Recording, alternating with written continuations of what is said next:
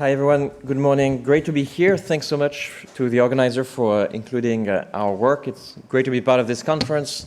And I didn't have the privilege to know Zvi myself, but learned through indirect spillovers and learning a lot also from this conference. So this paper is joint with Elias Eino from the VATT Institute in Finland and Josh Feng from Eccles School of Business. And we ask simple question. We're wondering about the impact of inventors' social identity on the types of inventions that they will pursue. And there are many ways of motivating this. Let me just give you one example or two examples from history. So you have a French example on the left. Louis Braille is the well-known inventor of the system of reading and writing for the blind. And actually, he had a tragic accident at the age of 5 in the workshop of his father, and that's how then eventually he decided to work on this. Then less tragic on the right, in the US, Josephine Cochrane is viewed as one of the major inventors in the US. You probably know her. She's in the US National Inventor Hall of Fame. She invented the dishwasher. She was a rich aristocrat in the 19th century. She was not washing the dishes herself, but she had employees who were breaking the dishes from time to time, and so she wanted to have someone fix this. And she was the granddaughter of someone who was quite important in the first industrial revolution. So she had a family history of innovation, so she knew that she could get a team together to get this done. So this suggests that people work on problems that they encountered in their lives. Maybe they have intrinsic motivations for it, or maybe they just have information. And so what we're interested in doing in this paper is document this at a large scale. We're going to do this both in the United States and Finland. And we're going to do this for commercial products in terms of innovator-consumer homophily. So do the inventors look like the consumers in terms of gender or the socioeconomic status? If I come from a high-income family, do I invent more luxury products? And also in terms of age. And so this relates to a growing literature that has mostly looked so far at gender and at the direction of science. And so we're going to look now at commercial applications and also dimensions other than gender. I'll be much quicker in mechanisms. We will find a lot of homophily.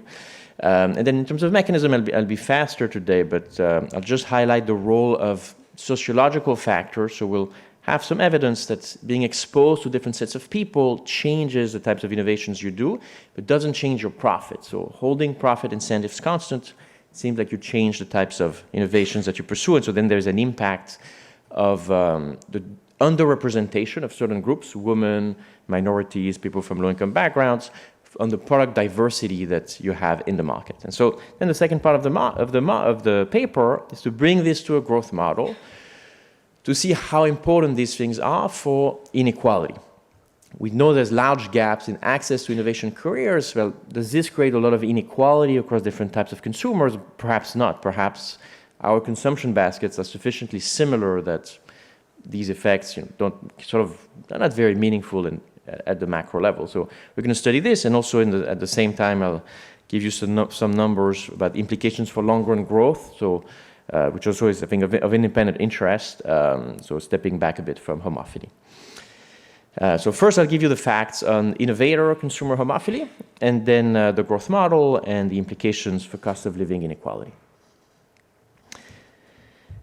So what we do in the first part is very simple. We're just going to show correlations. Our goal is to try to do this both at the micro level and at the more aggregate level to have a relatively broad picture of what's happening in the economy. So writing correlations of the consumer type in terms of gender, income, age, and the innovator type along the same dimension. So we're going to look at this with 3 types of data sets. One, phone applications, where we can really measure at the individual level who uses new apps. It's a really individual measure of consumption.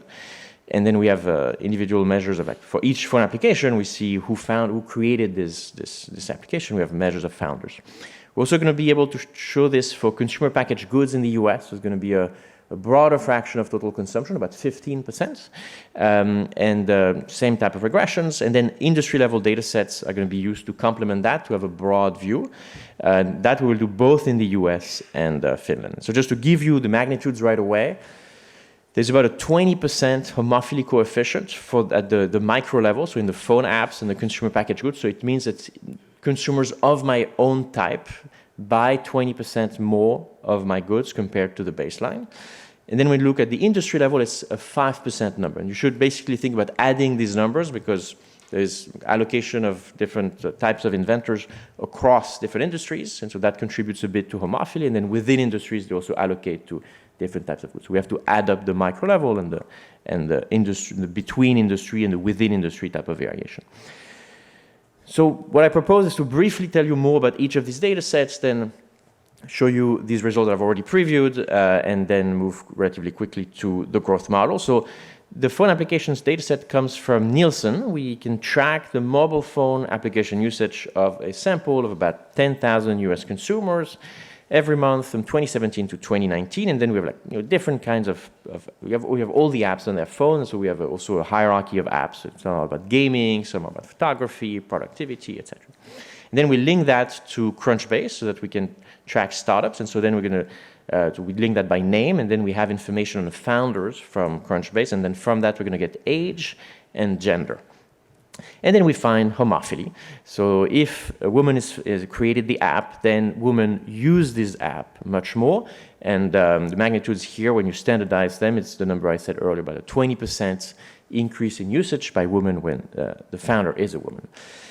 We can also, in this sample, look at when the venture capitalist that helped the startup was also a woman, and that increases the homophily coefficient even further. So now we arrive at a 50% larger usage of the app by women when you have both a female founder and a female VC. Moving to consumer packaged goods, so same type of data construction. Now we start from the Nielsen home scans consumer panel data, that's scanner data that covers about 15% of total household expenditure, and then we have lots of information on households. And again, we link to Crunchbase to have information on the founders. We're also going to link to patents, because then from patents we can also have information on gender and age. And it's interesting to see if the inventors of patents also feature homophily. And so the answer is yes. We find homophily from the point of view of founder in column 1, homophily from the point of view of the patent inventor in column 2. We also find homophily by age, standardized by the baseline fraction. It's a 20% homophily rate for the founder. For the patent inventor, it's a bit lower, around 10%. So that could be consistent with the idea that when you're the founder, you decide what the product is. When you're the patent inventor, you might decide to work on things that you're more interested in, but you have less leeway in terms of what you decide to do. And then we complement that with an industry-level analysis. So for the US first, we're going to build a data set where then we can analyze homophily at the level of 6-digit NAICS codes. So we combine, for the consumption side, data from the Consumer Expenditure Survey, to then data from patents to get from the USPTO, and then we build crosswalks to make these data sets comparable. And then we're also going to bring data from the panel study of income dynamics to obtain information on parent income so that we can study whether people from different social backgrounds go into different sectors, where there the sectors are going to be in terms of whether they sell to rich consumers or low-income consumers, so necessities or luxuries, which we could not do with the microdata. In Finland, we have a great setup because we have admin tax data, so we can get very rich information on entrepreneurs and their parent income. And so that's one reason why we're going to also look at Finland. It's also interesting to see whether very different countries, different cultures, different institutions feature similar trends. And so in the Finnish data, we also get patent data that we match to the tax data. One limitation in Finland is actually the consumption side, because the Finnish consumption survey is not that granular. So we're actually going to use the US consumption survey for the analysis I show you today. And at broader level of aggregation, the US and Finnish consumption surveys give similar results. And so here, same story, you find consumer homophily. If you look at this from the point of view of gender, now we're looking at different industries. So for example, health or IT would be different sectors. And so there is segmentation there in terms of gender. And so in terms of magnitudes, it would be 5%. So there's more homophily within categories actually than across. One interesting thing here is that we can go back in time with this data set. And so I want to emphasize this a bit. So this is the United States. Between 1984 and 2014, the fraction of female patent inventors went from about 5%, that's the scale on the right, to about 13%. So you had this slow but substantial change over this long period of time. And so you might think maybe as more women become inventors, this homophily becomes attenuated because perhaps it's just a feature of what happens when you have very, very few women among inventors, but actually not what we find. So here the blue dots are these homophily coefficients from the industry level regression. So you see that they are all quite stable. And so our sense is that this is something that is perhaps, we don't expect it to change, at least for the past 30 years there's been no such change. Parent income also feature these types of homophily. So here, if I'm a patent inventor coming from a low-income family, I'm more likely to work in the necessities industries, selling from low-income consumers. Same thing if I'm an entrepreneur, same if I'm in the US or if I'm in Finland. And again, for age, we have similar type of homophily. So now I want to say briefly a word about what could explain homophily. So we're not going to have, it's not going to be the focus of the paper, but I think it's useful to say a word. So I think you can think about two broad classes of explanations. One we can call innate comparative advantage, that for some reason, people with certain characteristics might be better in terms of underlying ability at inventing, creating firms, creating products that happen to satisfy the taste of specific populations. That could be the case. I don't have no striking example of why that would be true, but that could happen. So this is really about ability. And a different class of explanation, something that's more malleable, is about social factors. You might think your social identity, who you are, your lived experience, and more broadly your social networks that might shape the ideas you have, the intrinsic motivations you have. And so one nice thing here for this second channel is that in the finished setting, we can use a peer effects design to test whether some of this is at play. I'm not going to go into this in detail today, but we can use the fact that people who go to university in fields that lead to innovation, like STEM fields, from year to year, they will have a different composition of peer. By chance, this year in my cohort, there's lots of people from high-income backgrounds, or there are lots of women. And then next year, that's not the case. And so we're going to compare different cohorts that were educated with different peers, and we're going to find substantial differences. So this first channel of comparative advantage that I mentioned, we find little support for. We control for many product characteristics, measures of quality. Homophily coefficients don't change very much. On the other hand, our test of the social exposure channel suggests that it can be an important effect. So we find that the difference in average exposure to female university peers between female and men entrepreneurs, for example, that can account for about 1/4 of the observed gender homophily. So men get educated with other men. And this is obviously just one small part of their social experience, but that alone can account for about 1/4 of the homophily coefficient I showed you earlier, using our peer effect design to get causality. So this was just to give you one sense about the mechanism. And interestingly, we find that people change the types of innovations they do, but they don't change their profits depending on the types of peers they get exposed to. So it seems to be something going beyond financial incentives. So now I want to spend time on the growth model and the implications for cost of living inequality. So it's a very simple growth model, very standard. We add just two features. One is barriers to innovation careers. So this is a bit in the spirit of, for example, Pete has great work on barriers to enter certain professions, and then they look at the past 40 years in the US. We do the same thing, but focus specifically on innovation careers and the impact that this will have on the growth rates. Then the second component is that we'll have heterogeneity in consumer preferences.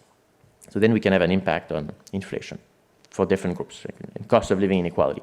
So the two key modeling choices, before going through the equations, I want to highlight these two choices. The first is we have to decide in our setup whether we're going to set things up such that at baseline, when there are these barriers, we miss on some of the top inventors. So the really, really high talent potential inventors, some of them might be, they might not make it to the careers of inventors. And so we're going to actually set things up so that this happens in equilibrium. While a more standard approach, which is, for example, what Pete did in his paper, is that the very best people for a type of occupation here, inventors, will always make it. Like, no matter what, they will overcome the barriers. And so we're not going to make that assumption based on some evidence we have, and that's going to make for much bigger effects. And number two is we have to decide whether the innovator-consumer homophily becomes weaker as we expand access to innovation, and there we're going to say, no, it's not going to become weaker because I showed you this evidence about female parent inventors over the past 40 years and stable homophily coefficients. So people are going to be I'm going to first focus on men and women, and then we have some other results for income groups. So we have two groups, men and women, equally sized. Everyone maximizes lifetime discounted utility. And so total consumption is going to be an aggregate of sectoral consumption. And so to keep things simple, we'll just have two consumption sectors.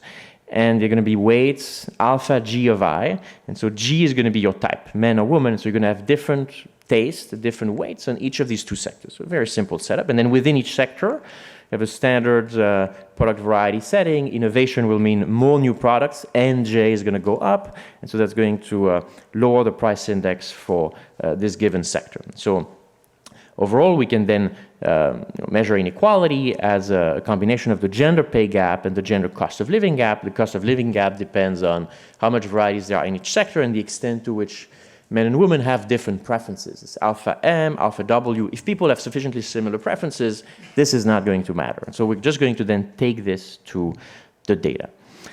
The technology side is standard. If you work in production, you get paid at wage WT, and then if you work in invention, you have some own productivity for innovation, eta I. And then if you successfully innovate, that's also good. Your probability of successfully innovating is going to depend on your own type, eta I, and the stock of ID NT, with the standard spillover setting. And then if you successfully innovate, you get a patent, you get profits. And so from this, we can compute an expected utility of innovation, eta I times these other objects. And so what I want to emphasize here is the setup where how people choose their occupation is going to depend on two things: financial payoffs and what we call exposure friction. So the financial payoff is you just compare the wage to the financial incentives in expectation from becoming an inventor. And then the exposure friction will be as follows. At random, you might be exposed to the innovation sector or not. So if you receive exposure, that means that you can make the choice rationally. You can decide whether to enter this sector or not based on what's good for you given your expected utility maximization and your financial incentives. If you don't receive exposure, you're not going to be able to go into innovation anyway. So you can think of this as people early on in their education, for example, don't even think that this type of career is for them. So because of this type of assumption, we can miss some of the very, very high ability people because they're not going to receive exposure with some probability, and then that can have a big impact on overall growth and also inequality. I have maybe just a few minutes left, Pierre. You have 2 minutes left. 2 minutes left, great. So I just wanted to highlight this friction, the way we set it up, and then the way we model homophily here is a bit mechanical, and we think that's fine given our purpose here. We're just going to say that this innovation exposure parameter, it's just for one of the two sectors, so even either the male-dominated or the female-dominated, and that's going to depend on your own type. So you're exposed with some probability phi to the sector that's more important for your own group in terms of taste. And so then we're going to calibrate this parameter to match the homophily regressions that we had from the data. So basically the agents decide to innovate only for the specific sector for which they have received innovation exposure. And it's more likely that you get innovation exposure for the sector that matters more for your own type.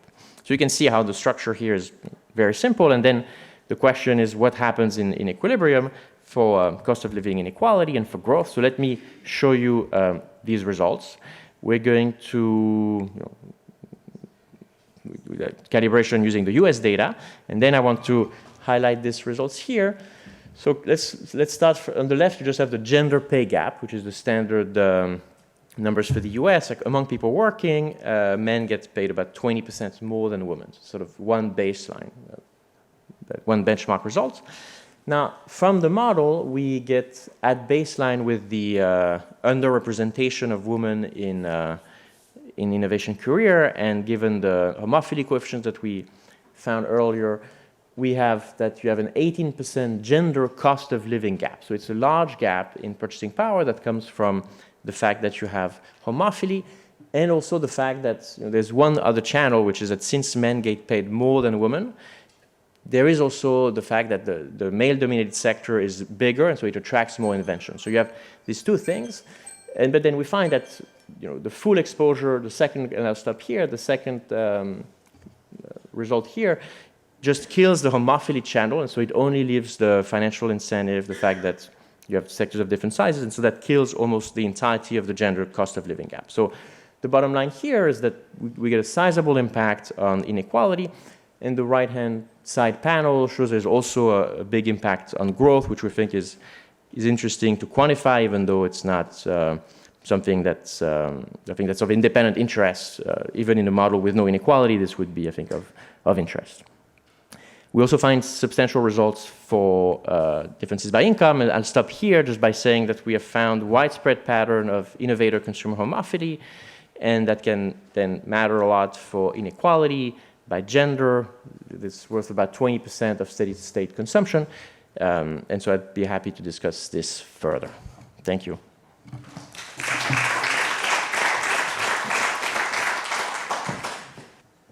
All right.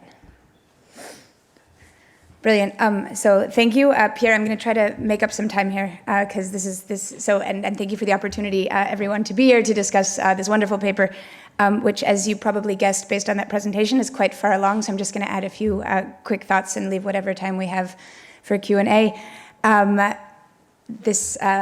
So let me does the clicker work? Yes.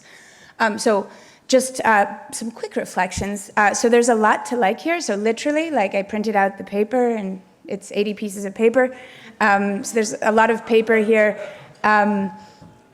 If you really want to have a good time, I encourage you to dive deep into the tables and appendices. But there's a tremendous amount of work went into this, and I will not be able to give it due credit.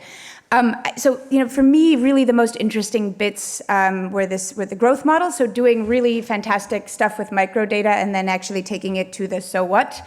I think it was for me such a meaningful response to, I think, what otherwise could be the sort of whatever, okay, what do we do with this response to a lot of really good data, in particular around inequality and gender inequality and other things.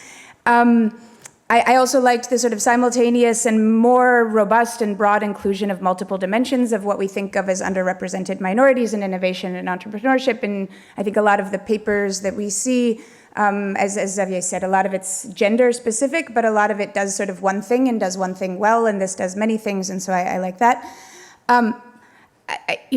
It's vitally important, but I think we actually have many variants of these fairly well-known stylized facts from microdata around gender disparities and other things. These are great, and they're great to have in new data sets. I was quite impressed. I didn't know about the electronic mobile measurement panel and the things that you can link it to, so wow, I mean, being able to actually link cell phone use data to people's LinkedIn profiles and then being able to take that data to learn things about age and education and things like that.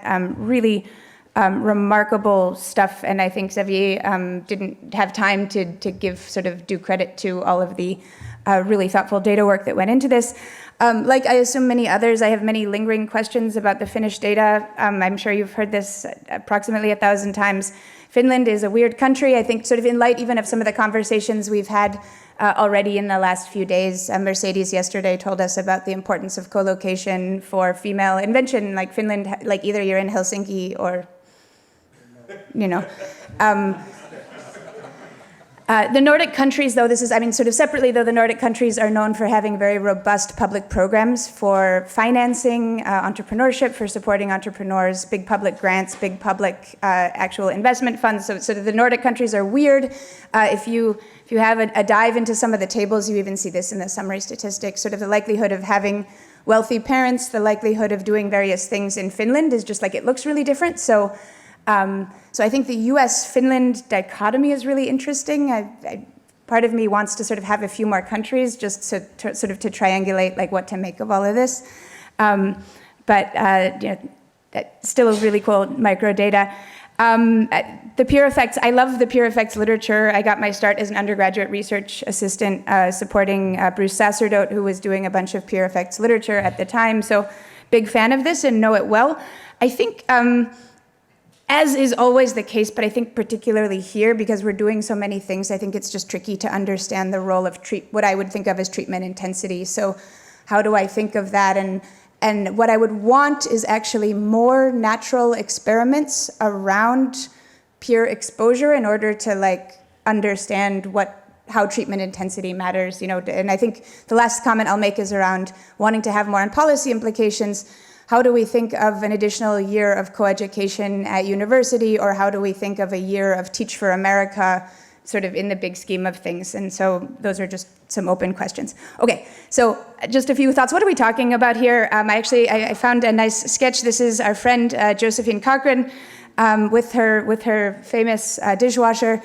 I have a few printed out patents hanging up as art in my house, and I actually thought this would make a cool like piece of kitchen art to hang over. So feel free to steal that design idea from me. But this is the dishwasher, which was patented in April of 1917. So this is what we're talking about, but we're also, so I wanted to share some stylized anecdata, which is like the very poor cousin of stylized facts. This is a screenshot from yesterday from a Slack group I am in for female business angels who want to invest in companies founded by women. So this sort of speaks to many of the projects we've talked about today, but this is like I didn't even have to scroll too far down. So this is, it's a digital health platform designed exclusively for women that addresses a critical gap in the healthcare market, personalized comprehensive medical care for women's health issues. The second thing is, I tried to anonymize these to the best extent possible. This is someone who's on a mission to increase IVF efficiency for women wanting to have children later in life. And then the final one is a staggering 50% of women in Britain and 22 billion women worldwide silently endure sexual problems with limited available solutions. Anonymous company believes that pleasure should not be optional and helps women track and improve their sexual health using AI. So, but I think, this is both consistent with your findings. I think they're really interesting findings that we only glossed over, not just women inventing for women, but female venture capitalists also being more likely to invest in those businesses. And I think, so this is my anecdata that's consistent with that fact. I want to just sort of talk about one extension that struck me as I was thinking about this paper. So homophily in invention has been well studied, and like I said, I think the really exciting stuff is the so what and taking this to the macro model. So my favorite version of this is Rem Koenig's paper, but there are other good ones that you've already cited. Sort of women are more likely to invent for women, men are more likely to invent for men. But there's this other kind of familiarity that I think is actually not measured here, and it probably means you're underestimating what you're finding, which are already quite big estimates, which is stuff for kids, which is not a very scientific definition. But women are more likely to end up with a front row seat to the pain points associated with either being or caring for children. And they, in our current society, bear more of the burden of doing so. You hint at this like with a one-line sentence in footnote 2 of Appendix A that says that women-founded businesses are more likely to use keywords around sort of social good, so social impact, sustainability, also kids, but that's all that's in there. I actually think there's much more there. So we know from development economics that exogenous transfers to women are much more likely to be spent on children's health, children's nutrition, and education, and thus to sort of reinforce the goals of these programs.